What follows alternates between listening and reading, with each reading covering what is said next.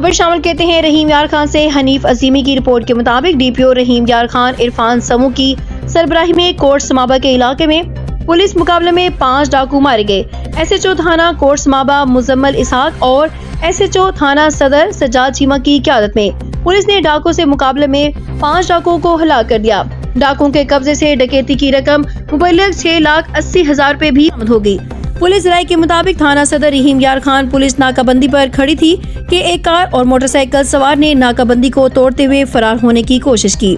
Wireless control के जरिए नाकाबंदी कर दी गई। कोट समाबा के करीब कोट समाबा और थाना सदर की पुलिस ने मुलजमान को जा लिया और 2 तरफा फायरिंग के तबादले में 5 मुलजमान मारे गए, जबकि मोटरसाइकिल सवार मुबैना तौर पर फरार हो गए। मारे जाने वालों में अहमदपुर शर्किया का आसिफ, मुजफ्फरगढ़ का बदनामे जमाना डकैत आशिक हुसैन, साजिद हुसैन, मकबूल अहमद और नईम अब्बास शामिल हैं। जराये के मुताबिक मुलजमान कराची समेत मुल्क भर में करोला गाड़ियों पर घर में डकैती करते थे और करोला गैंग के नाम से मशहूर थे।